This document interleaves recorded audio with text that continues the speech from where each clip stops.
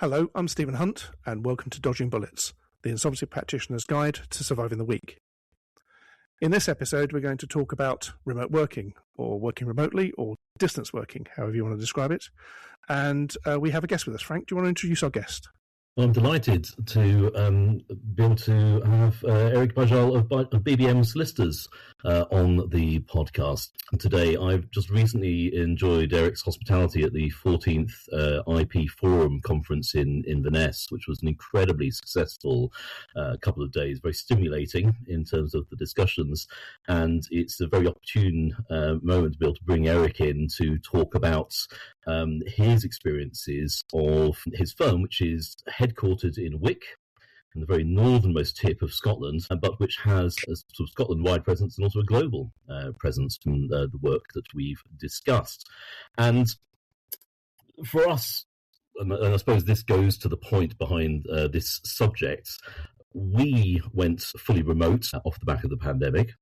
And Eric's firm is, because it's headquartered in one of the more remote extremes of the country, faces different challenges from how he runs his firm and how he manages it. And I thought it would be very interesting to compare and contrast and generally discuss how we face the challenges which apply to both operating models and then the benefits that we gain from those. So, Eric, delighted to have you joining us this morning. It's great to be here, Frank. Thank you very much for the invitation and look forward to chatting. I have to say, I think the conference itself was very, very successful. How do you feel it went? You happy with it? We thought there was a good atmosphere. The feedback has been good. It's the most expensive business development we do in the year, but it tends to be the best investment we have proven. So as a Scotsman, you're always looking for bang for your buck, and it has provided that for us over the years. Excellent. So I suppose a good starting point would be on BBM itself and just a little bit of the origins and the fact that it is, as I said, headquartered up in Wick. How you found out how it started and then how you then expanded out sort of down towards Edinburgh and beyond, if you wouldn't mind a few minutes on that. Yes. I would love to say it was all part of a master plan to have the most efficient operating model to operate from Wick in Edinburgh, but that is not true. 2010, when we started, there was three of us, myself, my brother, who was an insolvency litigator too, and Jennifer Simpson, who heads our non-contentious restructuring practice. Just three of us, and Jennifer and I happened to live in Caithness, right in the far north of the country, and Alistair happened to live just outside Edinburgh. It made sense for us to have an office in the north. It made sense for us to have an office near the Court of Session in Edinburgh. So right from the start, we've had this disparate operating model of headquarters in the north, but having a litigation offering in Edinburgh. Let's see. And then I suppose over time, as it's expanded, you've recruited in, and then there's been a decision on whether you're recruiting into Edinburgh or recruiting into Caithness. Yes, absolutely. So we're a still relatively small firm, even by Scottish standards. We do a lot of insolvency and restructuring work relatively, but there's still only about 25 of us across the firm, including admin staff and fee earners. So we're not big. We started as a boutique insolvency and restructuring practice. That still makes up probably around half of what the firm does. So it's a large percentage compared to other firms. And then, of course, there's connected areas of practice, like shareholder disputes and other corporate and non-distress restructuring work that we get involved too. It has made sense for us to grow in the far north where possible because, frankly, overhead is much more reasonably priced here than it is in Edinburgh. Rents per square foot in the county of Caithness, where Wick is, are probably about 20% of what they are in George Street in Edinburgh. I remember a conversation, I think, from possibly Tuesday evening, which was about what precisely you could get for the same value in Edinburgh versus near you, and it was sort of the difference between a sort of 2-bedroom flat in Leith versus a 5-bedroom house with grounds, which sounds pretty compelling, I have to say. And then, of course, there's also been the international work that you've done, because I think we've been aware of speaking in Dubai and links via Insol as well. And take it you find that effectively it doesn't matter where you're based if you're doing the international work. It's simply a matter of convenience and travel. Yeah, so around 2012, we worked out that the number of domestic insolvencies within Scotland with good assets or claims in them was reducing. So we were looking, how can we get a bigger slice of the cake, or how can we make the cake bigger?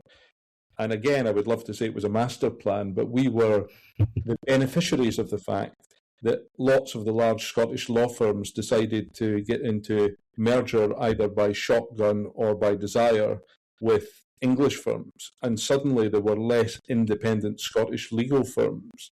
And suddenly we were able to start picking up referral work from London. And as far as I was concerned personally, living in Caithness, that was great, because that work I didn't physically need to travel to Edinburgh to do. Lots of the time it made no difference to lawyers in the city whether I was sitting in Wick or sitting in Edinburgh. And I suppose that has then developed. There are not many firms in Scotland that do cross-border work, and so I tell people it becomes a self-fulfilling prophecy, or perhaps more likely you make a myth actually come true, because there's only a few people that are doing cross-border work, and so you start to pick up opportunities, whether it's to speak abroad or to start doing the work, particularly inbound into Scotland. Steve, I think it's probably worth contrasting a little bit with how we've come to where we are, because we started off with a sort of a multiple offices many, many, many years ago, well before my time. But then we've driven towards fully remote. Maybe you're best placed to comment on that, just as a sort of contrasting point to Eric's. The similarities are interesting because, of course, we're a small firm and growing, but being based effectively one office in London meant we had a huge pool of staff to grow with. Lots of competitors around, which is a boon and a problem for recruiting and retaining staff. So, yes, we have some similarities. International work, it doesn't matter where you do it from, but London's a good place to work from. But you have the overhead. And I suppose before COVID, there were a few law firms I knew that worked remotely and things like that, and I didn't. It sounded just a bit weird, to be honest. It didn't sound like something that we would ever do. And then COVID hit us, and very quickly we had to learn how to work remotely. I remember very clearly, I think I was the first person sent home by our HR manager for having come into contact with an unclean lawyer. Can you imagine? Who will remain nameless. Who shall remain nameless, but they brought COVID into our lives. So I had to work from home, and it was a bit of a joke back in March 2020.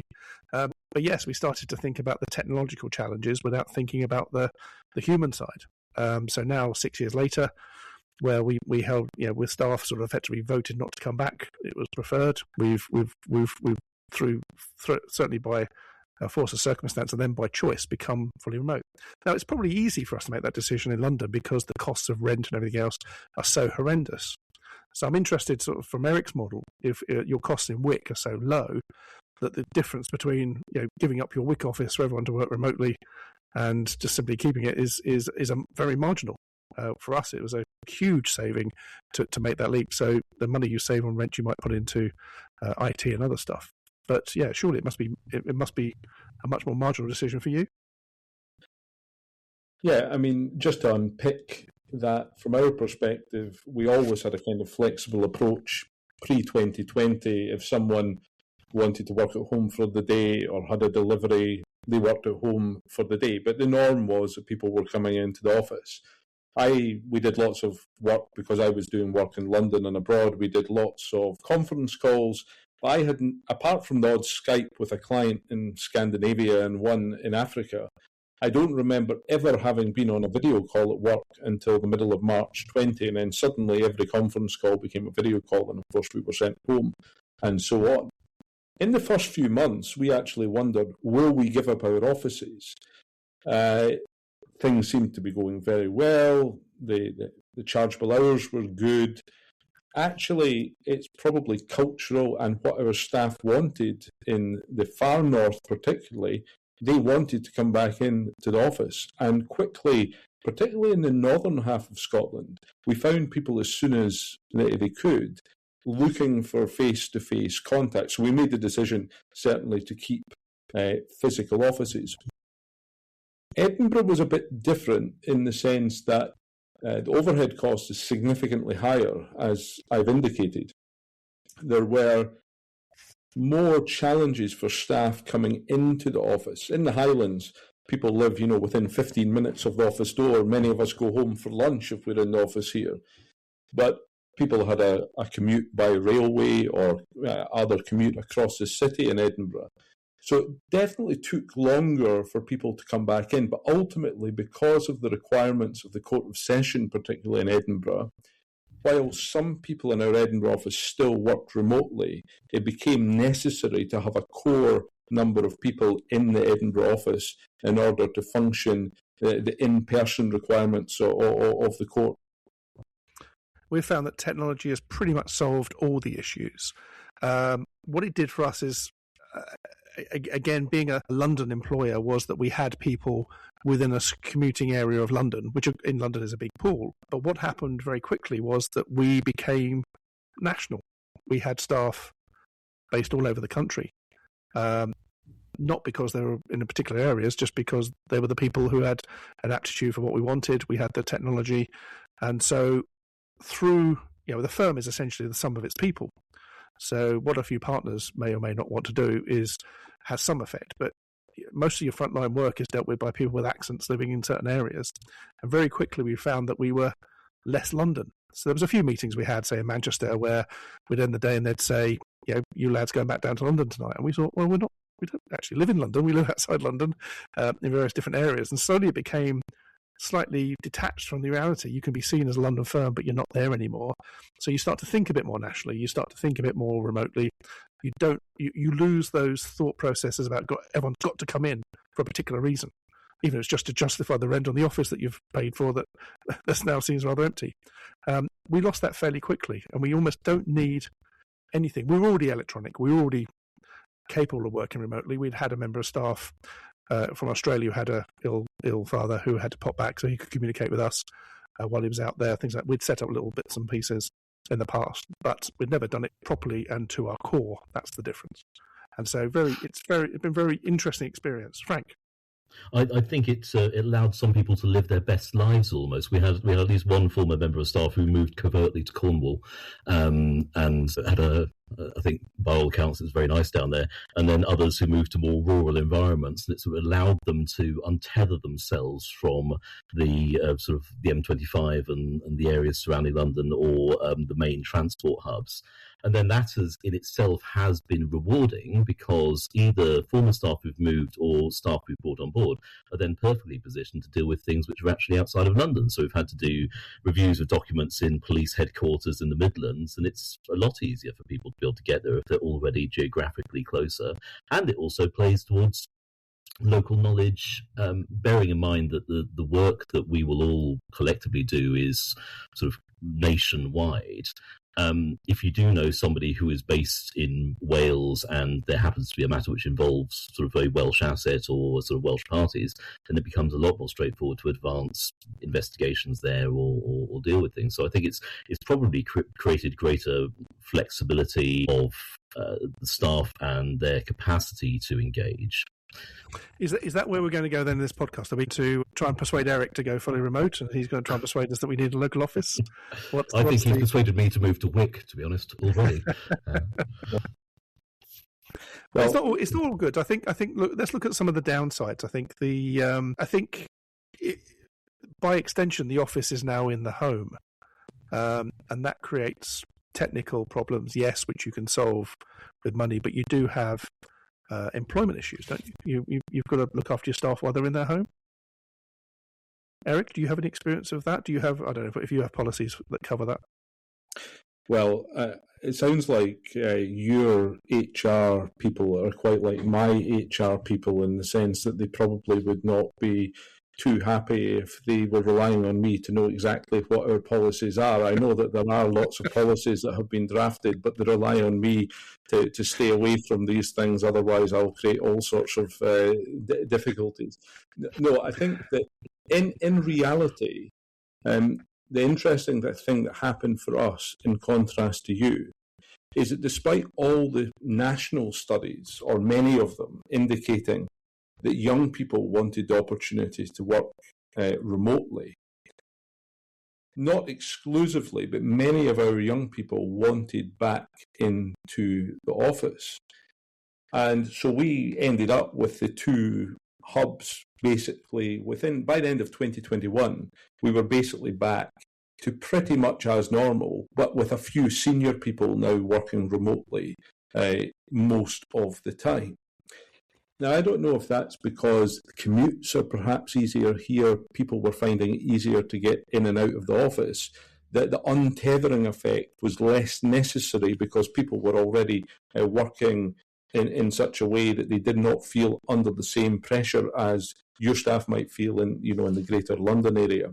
But we can certainly come on to have a chat about how we tried through the pandemic to support the staff that we were all working at home. We should. I think when I've been talking to people around about over drinks, it's the trainees, it's the youth that they've got the most doubts about remote working. And we've hired people, we've trained people up. They've been entirely remote. Sometimes it's a year from their appointment until when I first meet them. But the youth are also the most resilient. They're the most adaptable, the most natural with technology. One of our juniors I know joined us living in Watford and almost immediately moved to Cardiff and commutes regularly to Belfast, I think, while working. People do. So I think it's difficult for a senior partner who's grown up in a particular environment over many decades and understands an office and a professional environment to fully comprehend what it's like in the mind of a trainee and what they're looking for. There must be barriers to promotion. You feel some way you can't see them, but then again, there are people in offices who are very busy and making themselves look very busy to get and aren't. I think it's the rise of the geek. Maybe someone who's slightly socially awkward, who might not get on well in an office environment, is able to sit at home in their comfort zone and work and be judged on their work and work alone. So it creates a different dynamic. I was going to say on that point, Eric, I had the pleasure of speaking to a couple of your trainees over the course of the last few days, and they seem to be extremely engaged. And I wondered whether there was a difference between trainees taken on board during the more lockdown period versus the ones who've come on since then, and how they've found it, and whether there's a predisposition towards being in that area, which means they're a natural fit, or whether people have sought to be trainees from travelling from elsewhere. One of my senior team was finishing his traineeship when the lockdown hit, and he gave us some very interesting feedback afterwards about how difficult he found it compared to the time before and the time after. I think the challenges we faced were probably the same as most firms. You could have, daily check-ins with people. You could have weekly catch-ups with people. But in a small firm particularly, and it's perhaps peculiar to us, one of the things that makes a graduate want to come to us as opposed to an international firm is probably regular exposure to partners. One of the things our trainees get is that they will travel with me, they will travel with Jennifer, they will be at our meetings.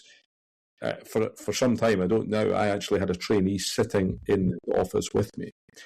And so that, if you have a trainee sitting in the office with you, just by virtue of phone calls coming in, they'd hear more, no matter how hard you try, than if they're sitting at home and you're connecting with them on a daily basis.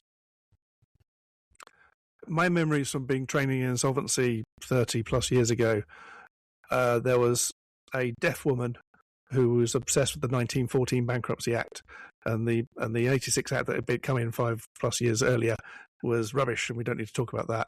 But because she was deaf, you could hear her 3 floors away, so she didn't really need to use the internal phones. There was a guy who smoked, who was close to retirement.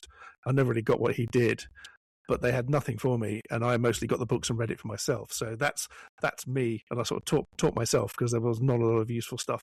I did carry the bags for the partners and went to a few meetings where there was negotiations going on, and there was a huffing and a puffing, and a theatrical walking out because the offer wasn't good enough, and I had to gather all the papers really quickly and get out. But I don't remember learning anything.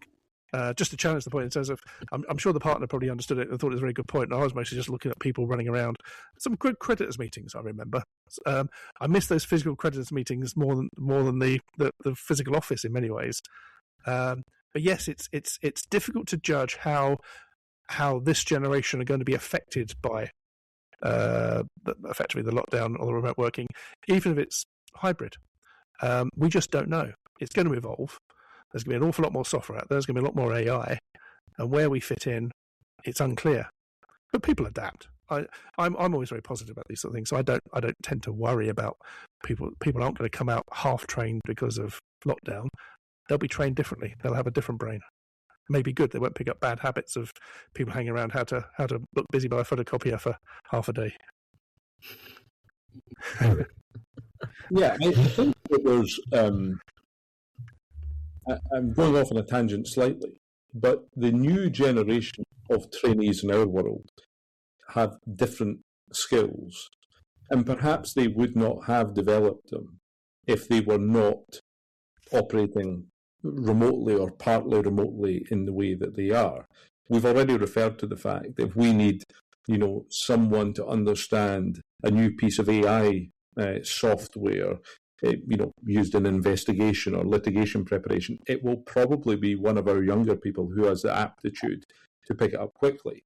On the other hand, I bemoan the loss of being able to telephone people. I mean, I find this startling, and I blame this partly on lockdown, that, there's a difficult chat to be had with someone, and experience tells us it could be sorted out if someone just lifted the phone and had a chat. And there's an over-reliance on email communication.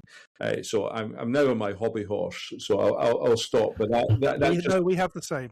We have the same, and I don't think that's lockdown. That's all the Snapchatting and messaging and stuff. There is a different culture amongst the young. There is a perception of almost rudeness to be so arrogant as to push a button and make a buzzing noise on their handset to interrupt what they're doing to get an instant reply. They're used to messaging each other and ghosting each other, and there's a whole culture that we dare not understand. But they don't communicate in quite the same real time that we did. And I agree. Yeah, they're picking up the phone and saying, "Oi, what's happening on this, Mr. Lawyer?" or "What's happening on this case?" or "Pay me the money." Has gone. It's I will send an email, and they will choose when it's appropriate to reply. That's a cultural thing, and that's a generational thing that happened, I think, pre-COVID. So we've all got that problem, Eric. So I found that the advent of platforms like WhatsApp. I mean, people decide that they should communicate with you via WhatsApp on business-related matters, which drives me absolutely insane. But also because the settings are such that you can see when someone's received it, when someone's read it, whether they've decided to respond or not. The whole thing becomes very transparent. It drives an urgency that becomes sort of antisocial almost. But also, I genuinely thought that by now, based on government issues about disclosure of communications, that everyone would have worked out that WhatsApp is not the best platform for sharing business confidential information. I want to press on because time's getting on. I wanted to introduce things. Firstly, I haven't actually explained where I am at the moment. While Frank is somewhere in Buckinghamshire and Eric is well described in as north can be, I'm currently in the Maldives. And just to emphasise how easy it is for us to communicate in the modern world. But that raises an interesting point about we had someone who decamped to Cornwall. We knew about it because his background changed on his teams. But the working abroad temporarily fine, while you're travelling is fine. It's basically a conference call. But using remote staff, one IP I know who's got a team of staff in Nepal, and he goes and visits them out every now and then. There's India, there's South Africa. But all this involves understanding laws and taxes and working time regimes and things like that. Do you have any experience of that or any views on that? I think that, you're going to get me in trouble this morning, Steve, because if the HR manager hears this, I'll probably be in trouble. And now if the compliance manager... Whisper it. No, nobody's listening. Whisper. But I think that no, we've got no one working abroad, and that's partly to do with the vagaries and peculiarities of Scots law, that there are not many Scots law experienced, even paralegals, offshoring. But it has helped in the sense of recruitment for us, because one of the challenges in having your main base in the far north of Scotland, idyllic as it might appear and is, it does get rather dark for rather a long time over a large part of the winter, and it is not everyone's cup of tea to, only have light from 9:30 in the morning to 3 p.m, in December and January. And so it brings its challenges. So being able, particularly for senior lawyers, to take people on remotely has been a benefit. So we have a couple of lawyers, working elsewhere in Scotland that are neither routinely in the Wick office nor in the Edinburgh office. So it's not quite as exciting as a team in Nepal or a team in Mauritius, but on a small scale, yes, we can see how it opens options for us.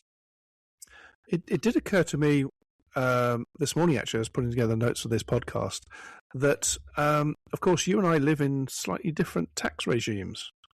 And I do wonder, if I'm working on Scottish matters, should I be paying more tax? Or if you want to work for me on one of my English matters, you can come down, Eric, and pay slightly less tax.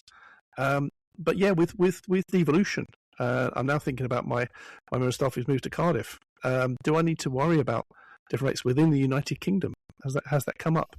I haven't checked. I've got no idea. So you get your HR manager into trouble yet again. Go, Eric. Yeah, no, I think that the sadness of the enhanced tax burden in Scotland is that to avoid it, you need to basically live outside Scotland. So our people are all in Scotland at present. So yet, so far as the taxman is concerned, they're all Scottish taxpayers, to use the phrase, which means that they have to work a bit harder in order to get the same money in their hand as a colleague south of the border. And that brings, of course, its own complications. I have to be honest, though, the reason that most Scots lawyers are leaving Scotland is not just to do with the tax burden, it's to do with the fact that American firms offer to pay them 3 times as much in London as they would get in Edinburgh. Although what I've seen from lawyers that I've known and people certainly that I have known for quite a long time is there was a diaspora out of Scottish jurisdictions for some of those reasons, but sooner or later, inevitably, everyone returns home because they realise there might be a slightly better quality of life or a more comfortable quality of life. With one particular friend who studied law, it was simply that he couldn't bear the idea that his daughter was growing up with an estuary accent, and that was such anathema to him that it became very imperative that he moved back up to Scotland. Well, I'll not cause any offence to the listeners by making any comment on what accent is most desirable, but certainly it's, recruitment, one particular rich vein for us is to look at people who've had good experience in London for a couple of years, done good quality of work, but they want to come home. They've decided that, doing 2,000 hours chargeable per year, plus the rest, they want a bit more flexibility. They want to do good quality work, but they want to have a life at the same time. So yeah, that's our experience. Well, apart from the personal issue, then maybe talk about wider society and the economy. Do we think it's good for the economy to work from home? You're going to have less use of office space. Public transport pressures will go down, and your local town or village or whatever will grow. You won't have so many sort of sandwich bars in London or Edinburgh, but you might have more restaurants in Wick. Is that is there anything you've experienced? Has that happened at all in Scotland? Not as much as, if I wandered, particularly in 2022, if I wandered down Liverpool Street in the city, you would just see a succession of shut, sandwich bars and coffee shops that were on reduced hours. And I don't think because we don't have the same extremes of success and wealth or bust as well as boom, it tends not to show up in as much, as quite a pronounced way in Scotland. But I think there's an interesting societal question, because I do think that giving people the option of either working remotely or working in an office certainly must feed into the well-being piece, because if people are doing what they find fulfilling, then you would hope that they're able to be more productive members of the economy. I wondered sometimes whether, because the conversation about having a sort of a strong moral backbone almost, and the need to be very aware of duties within the sort of spheres we operate within, whether more engagement on a local level, more engagement in the community made for better staff, made for better insolvency professionals, makes for better lawyers, because they have a greater understanding of the impact of their decisions and they have more human engagements. It's a bit of an esoteric idea, but I do worry a bit that if people do spend their lives working at a laptop in their house or in their bedroom, and they don't get out and don't speak to people, it makes them slightly either antisocial, disassociative, and they don't really engage with the real world in the same sort of way. It's probably a future problem question, really, as society changes a lot. Yeah, I mean, I don't want to be disingenuous. We work to make a profit. We're not a charity, but the far north of Scotland, and particularly the town of Wick, is a big part of our why and purpose. In terms of, we live in an area where there are dozens, it seems, might not be quite as much of that, of different government schemes and initiatives to bring economic revival to an isolated part of Scotland. But we identified, there's a lack of private initiative and private industry involvement, and we want to play our small part so that our children's generation can have an economic future that is bright if they want to return to this area. And I think that bit of the why does form a real part of the culture of our firm at BBM.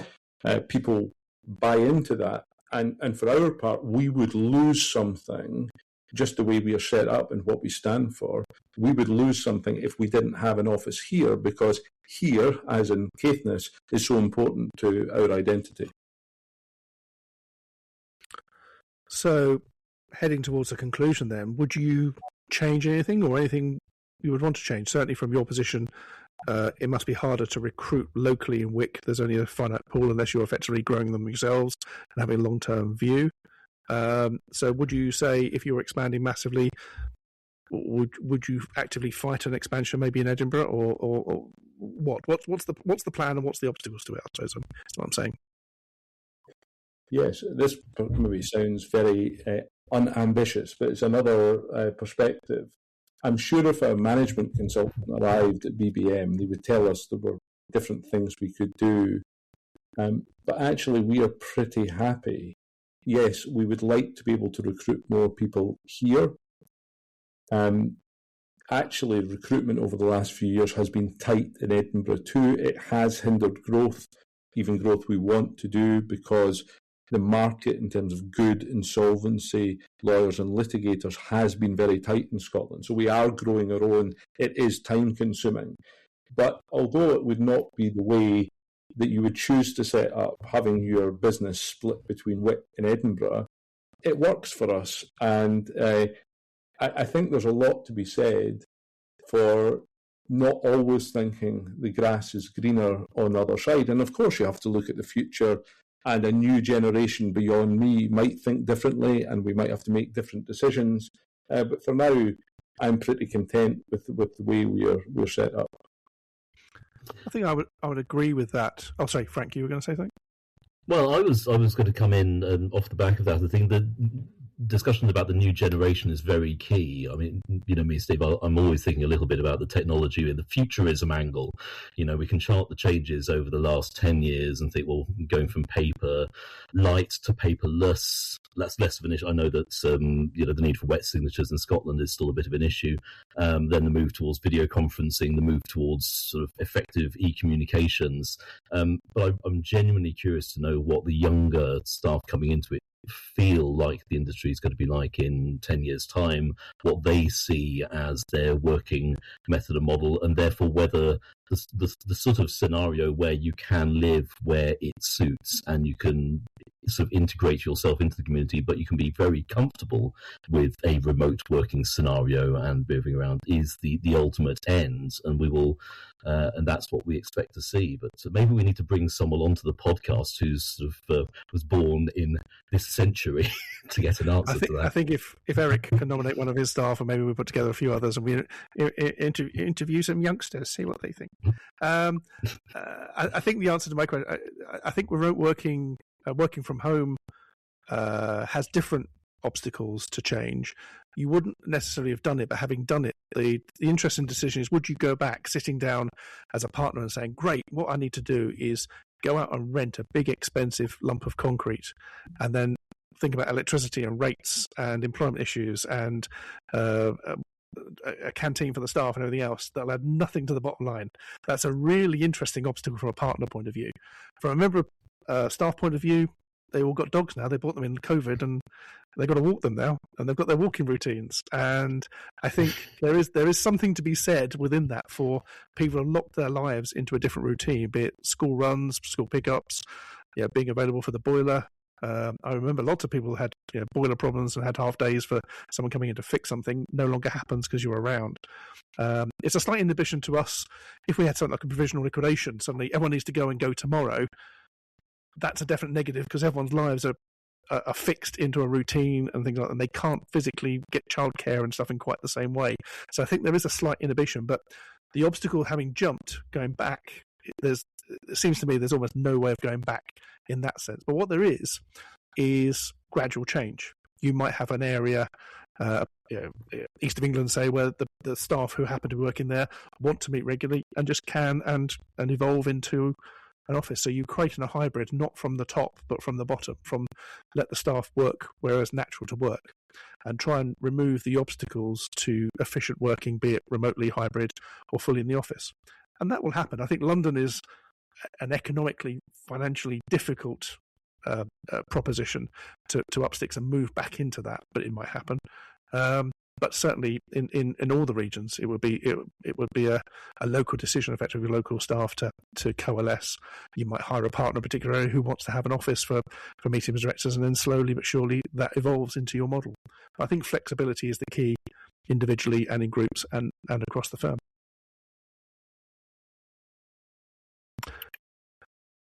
I think we can end it there. That sounded awfully like a conclusion. Thank you very much, Frank and Eric. This was Dodging Bullets. Next episode, I think we're going to tackle the interesting topic of joint appointments and how many different ways can they go wrong. So thank you very much.